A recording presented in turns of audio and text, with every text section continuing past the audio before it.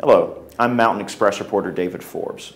It's shaping up to be an interesting political season, and one of the most watched and hotly contested races is that for the 115th district of the state house. Today we'll be talking the challenger for that seat in the Democratic primary, Patsy Keever. Keever is a longtime educator and activist and spent 12 years in the Buncombe County Board of Commissioners and ran unsuccessfully against Republican Representative Charles Taylor. Now she's running to unseat longtime legislator Bruce Goforth. We sat down for an interview with Ms. Keever and talked about a number of important issues. Ms. Keever, you were a county commissioner and then you were a candidate for Congress. What made you decide to run for the North Carolina House? Well, 2 years ago when I was reading in the paper that my present representative, the incumbent, was rated at the very bottom of the legislature on the environment. Environment North Carolina rates the legislators, and he with a 30% rating was at the very bottom, and I realized that the time had come for me to run for this, that the people in our district needed a choice and a representation that, you know, we live and breathe by the mountains. Our economy is based on the beauty around here. And I realized that if we didn't have a person who was presently being a good steward of the natural resources we have, that we needed a different person. You've said that the steep slope legislation that Representative Goforth recently proposed is insufficient. Because the mountain slopes don't just stop within political boundaries to begin with. We need a standard statewide or mountain-wide, area-wide, certainly. I think there's so much pressure at the local level that I think that the standards need to be set by the state. You said the difference between you and Representative Goforth, one of the major differences, is a difference of philosophy. Well, I think I take a very different perspective to Raleigh with me. I take this perspective of a person, for instance, who has been in the classroom for 25 years. As a teacher, I've worked with families, I've worked with students. I understand education from the inside, not from the outside. I think we need to be innovative now. We're in a terrible financial crisis, and we need to look at innovative ways to use taxpayer money. We know we have to cut places. For instance, instead of building more prisons, I think that we need to use the technology we have to keep people.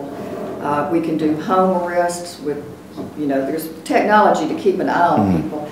But also we need to be investing in programs that prevent problems rather than just trying to fix the problem after it's done. So many of the people in our jails right now are there for drugs or mental illness, some issues related to that. So we need to fix the problem before it starts. You've spoken of reconsidering the Sullivan Acts that restrict the city's water revenues and how those revenues can be used. When you say reconsidering, do you mean repealing or modifying? Well, actually, it has gone to court and it has gone up to the appeals level and found that the Sullivan Acts, it looks like they may stay as they are. My opinion, however, is that they're unfair, and if there were a way to take a look at that again and to make it more equitable, I would certainly be interested in doing that. You said that you were, at the previous debate at SIBO, you've said that you were not running to oppose Goforth and that in some ways he's done a good job. You know, and that was worded poorly.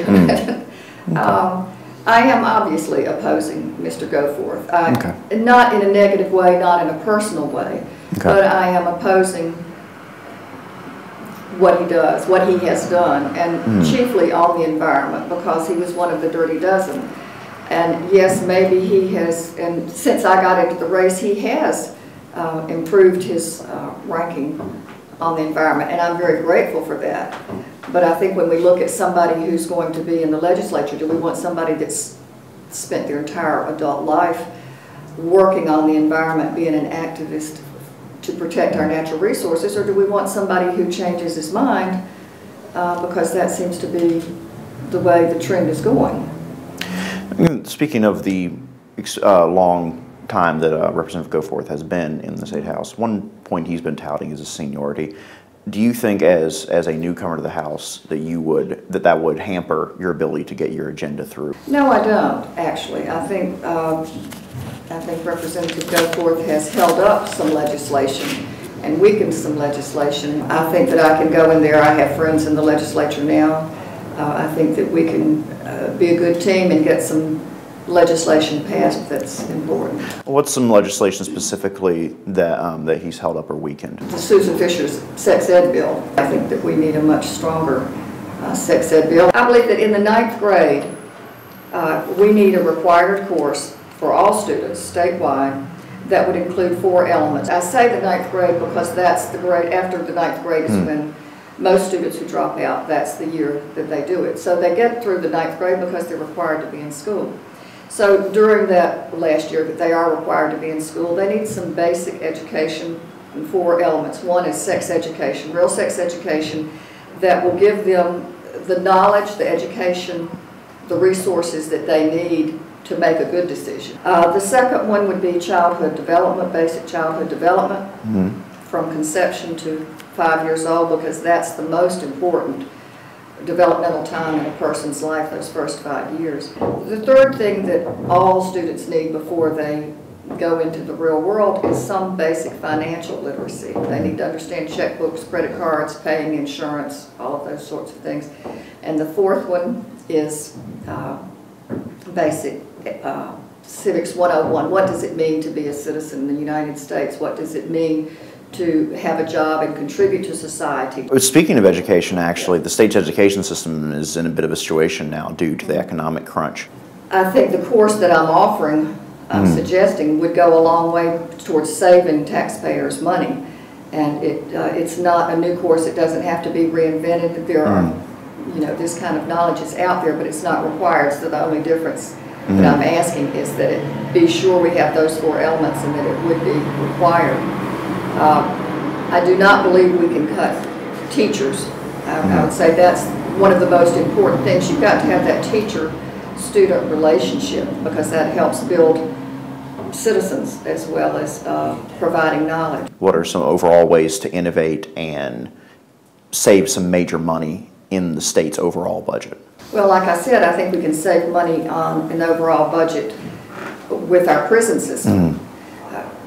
Department of Corrections, for instance, Department of Corrections and Juvenile Justice are 2 different departments. I think maybe it's time for us to look at merging those 2 departments and thinking in terms of what are our facilities, what facilities do we have now, what facilities do we need, what are ways, again, to keep the prisoners out. It costs us much more to house a prisoner 24 hours a day and have to be responsible for their food and their medical care than it does to have that prisoner at home and have an ankle bracelet, or to have a better parole system. You've praised the city's efforts to extend benefits to domestic partners of city employees. Yes. Will you favor similar measures at a state level?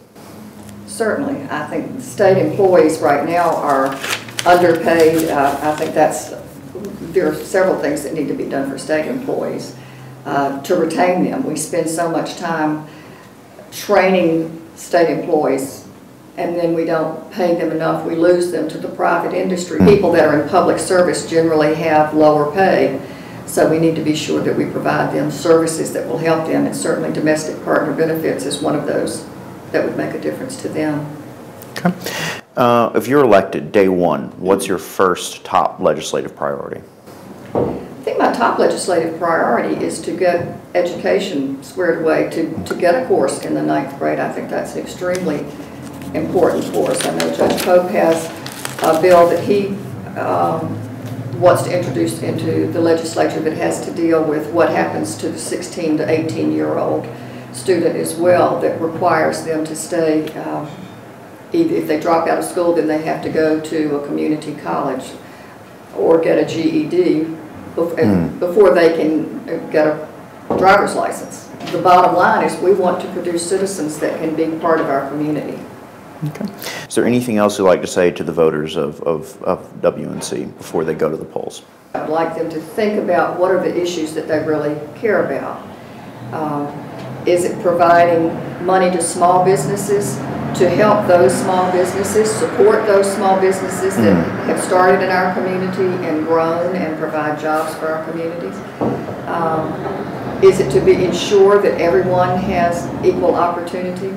Is it to ensure that we have the best education we possibly can? And is it to ensure that we protect the natural resources that we have in this area?